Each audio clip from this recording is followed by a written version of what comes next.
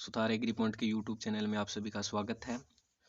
जैसे कि आप सभी को पता है, आज हम नया कोर्स शुरू करने जा रहे हैं।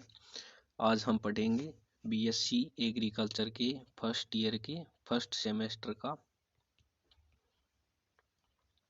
एग्रोनॉमी सब्जेक्ट पढ़ेंगे। इसमें आपके लगता है फंडामेंटल्स ऑफ एग्रोनॉमी, इसके बारे में आज हम पहला टॉपिक करेंगे इसका, जिसका नाम है एग्रीकल्चर, इसकी डेफिनेशन और इसके महत्व।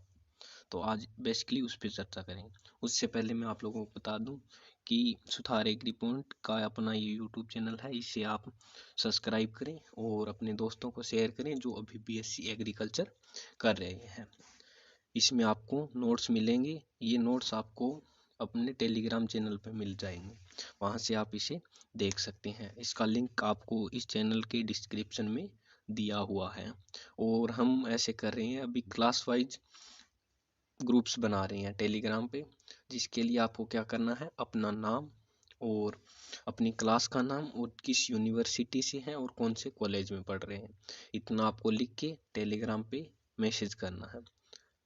ठीक है, कॉन्टेक्ट नंबर आपको डिस्क्रिप्शन में दे दिए जाएंगे। तो अभी अपन का टॉपिक शुरू करते हैं। तो सबसे पहले देख लेते हैं नाम। तो अभी ये क्या है कि एग्रीकल्चर शब्द बना हुआ है लैटिन भाषा से, और ये इसके दो शब्दों से मिलकर बना है, एग्र या एग्री, और दूसरा है कल्चरा यानी कल्टीवेशन। तो एग्र का अर्थ होता है सोयल, मृदा, भूमि या खेत, और कल्चरा का मतलब होता है कृषि क्रियाएं करना या टू कल्टीवेट यानी कृषि क्रियाएं करना। तो अब इसकी नॉर्मल अगर शब्द के हिसाब से डेफिनेशन दे तो क्या होगी, यानी भूमि पर कृषि क्रियाओं के करने को क्या कहते हैं, एग्रीकल्चर। तो इसकी नॉर्मल परिभाषा अगर पूछ ले और आपको कुछ भी याद नहीं है तो आप ऐसे भी कर सकते हैं, यानी कि भूमि पर खेती करने की कल क्रिया के बारे में अध्ययन करना या उसकी कला या विज्ञान को क्या कहते हैं, एग्रीकल्चर। इसकी फर्स्ट डेफिनेशन देख लेते हैं। फर्स्ट डेफिनेशन है, यानी पृथ्वी के स्रोतों का इष्टतम प्रयोग करने के लिए मनुष्य द्वारा प्रारंभिक उद्देश्य जैसे भोजन, कपड़ा व ईंधन की पूर्ति के लिए जो क्रियाएं की जाती है उन्हें क्या कहते हैं, कृषि या एग्रीकल्चर। दूसरा है कृषि, फसल उत्पादन, पशुपालन व भूमि पर विभिन्न उत्पादन हेतु अनेक प्रकार की क्रियाओं को करने की कला एवं विज्ञान को क्या कहते हैं, कृषि विज्ञान।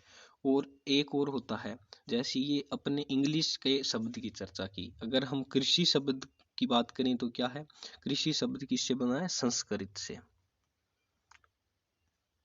ठीक है, ये बना है संस्कृत से। तो अभी ये संस्कृत से किससे बना है, कृष धातु से बना है, कृष धातु प्लस इत। तो इससे क्या होता है, कृष का मतलब होता है जोतना, तो इससे भी वही होगी सेम यानी जोतने की, भूमि को जोतने की क्रिया को क्या कहते हैं, कृषि। तो यही दोनों का मीन सेम ही रहेगा, पर भाषा चेंज हो गई। अगर कोई ऐसे पूछे भी कृषि किस भाषा का शब्द है तो क्या है, संस्कृत, और एग्रीकल्चर किस भाषा का शब्द है, लैटिन का। बस ये इतने ध्यान रखने वाली बात है और कुछ नहीं इसमें। नेक्स्ट है, इसमें अभी किस किस का अध्ययन करेंगे एग्रीकल्चर में। तो सबसे पहले इसको दो मुख्य भागों में बांटा गया है, एक प्लांट साइंस, दूसरा एनिमल साइंस। प्लांट साइंस में कौन कौन सी ब्रांचेज आएगी इसकी, प्लांट साइंस में आएगी इसकी जिनमें पौधों का अध्ययन, जैसे एग्रोनॉमी, एग्रोनॉमी में जैसे फसलों का अध्ययन करेंगे, हॉर्टिकल्चर में उद्यानों का अध्ययन करेंगे, सिल्वीकल्चर में वन विज्ञान, इसे अभी कंप्लीट जैसे इसको अलग कर दिया जैसे एग्रो फॉरेस्ट्री के नाम से, जिसमें सिल्वीकल्चर और वो जिसे पशुपालन का भी इसी में ही आता है अभी, यानी वनों के साथ पशुपालन करना। ठीक है, नेक्स्ट है अपना माइक्रो बायोलॉजी या सूक्ष्म जीव विज्ञान, ये आते हैं इसी में, यानी प्लांट साइंस में आएंगे इतना। और इसमें आएगा एनिमल साइंस में कैटल हस्बेंड्री यानी पशुपालन, शीप एंड गोट हस्बेंड्री यानी बकरी और भेड़ पालन, हैन यानी मुर्गी पालन, और ये इसमें आ जाएगा पिस्सीकल्चर यानी मछली पालन, इसे फिशरीज भी बोलते हैं अभी, और एपीकल्चर यानी मधुमक्खी पालन, और यानी सेरिकल्चर रेशम कीट पालन, और लेक कल्चर लाख पालन। अभी अपन नेक्स्ट टॉपिक पर चर्चा करेंगे, इसका है भारतीय कृषि का महत्व, यानी एग्रीकल्चर का महत्व क्या है।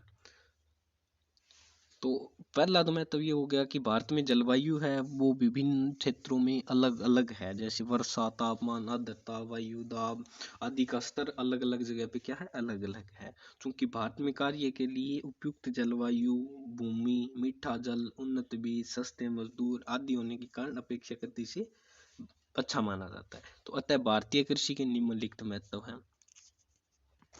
फर्स्ट हो गया मानसून आधारित खेती, यानी हमें अलग से कुछ करने की जरूरत नहीं है, क्योंकि यहाँ पे पानी है वो खारा है, तो हम जैसे बोरवेल वगैरह उसकी व्यवस्था नहीं कर सकते। तो क्या है कि भारत में 6 महीने दक्षिणी मानसून से हवाएं चलती है, जिससे अधिकांश क्षेत्रों में जून माह में वर्षा होती है, जून अक्टूबर माह में वर्षा होती है। दूसरा होती है अपने को ये दिसंबर जनवरी माह में वर्षा होती है। तो हम दोनों सीजनों की क्रॉप को आसानी से ग्रो करवा सकते हैं और अच्छी पैदावार भी ले सकते हैं। तो पहला तो ये मैसेज होगा कि मानसून अपने टाइम पर आता है। अगर मानसून टाइम पे आएगा तो हमें अदर प्रैक्टिसेस के लिए अदर मतलब नुकसान की वैसे स्थिति कम मानी जाती है।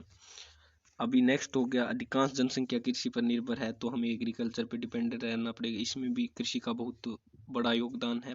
दूसरा, पारंपरिक तकनीकें हमारे पास हैं, तो हमें सिर्फ उनमें सुधार करने की जरूरत है और हमें कौशल की कोई कमी नहीं है। क्योंकि जैसे अगर हम किसी और काम में जाएं, जैसे हमें कोई और काम सीखना है तो हमें पहले सीखना पड़ेगा, जबकि एक कृषि में ऐसा कुछ नहीं है। हमें प्रारंभिक ट्रेनिंग की या उस प्रकार की कोई दिक्कत नहीं आती, हम सीधे ही जिस दिन चाहें उस दिन शुरू कर सकते हैं, क्योंकि हमारे पिता दादाजी सभी यही काम करते हैं। तो इसमें हमें पारंपरिक तकनीकों का ज्ञान होने के कारण इसे हम जल्दी एडॉप्ट कर लेते हैं, ये भी इसका महत्व है।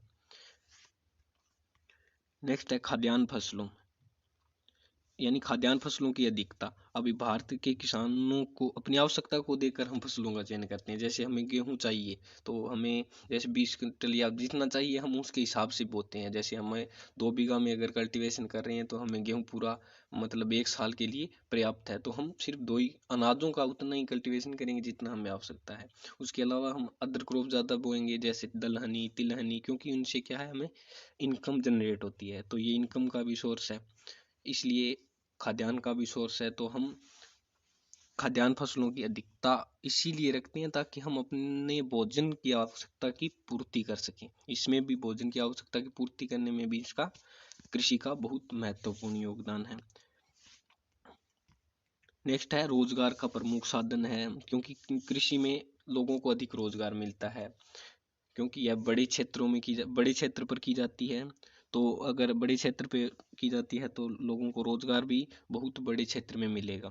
जैसे अगर कोई कंपनी है तो उसमें हम ज़्यादा से ज़्यादा कितने 50 लोग काम कर सकते हैं, लेकिन एग्रीकल्चर का सेक्टर इतना बड़ा है कि इसमें हजारों करोड़ों लोग काम कर रहे हैं। अभी ग्रामीण क्षेत्रों में शिक्षा में कम जागरूक होने के कारण उनके पास प्रारंभिक शिक्षा नहीं होती, तो वो और कोई काम नहीं कर सकते, लेकिन खेती में अपना काम कर सकते हैं। तो इसलिए ये रोजगार भी प्रदान करती है। राष्ट्रीय आय का मुख्य स्रोत है, क्योंकि अगर 70% लोग खेती कर रहे हैं तो मतलब इनकम का 70% भी जनरेट कौन कर रहा है, किसान ही कर रहे हैं। तो इसमें भी कृषि का बहुत बड़ा योगदान है। डेयरी उत्पादन के लिए कच्चे माल में भी एग्रीकल्चर का बहुत बड़ा योगदान है, क्योंकि दूध डेयरी उद्योग का मेन जैसे दूध हो गया, तो दूध हमें किससे मिलेगा, पशुपालन, और पशुपालन किस में करें, एग्रीकल्चर में। तो महत्व किसका हुआ, एग्रीकल्चर का। ठीक है। नेक्स्ट है खाद्यान्न उपलब्धता में, यानी भारत की जनसंख्या को जैसे अभी 125 करोड़ है, तो इसमें इतनी जनसंख्या को भोजन प्रदान करने के लिए हमें एग्रीकल्चर का ही महत्व है। अगर एग्रीकल्चर का सेक्टर डेवलप नहीं होगा तो हम भोजन प्रोवाइड नहीं करवा सकते।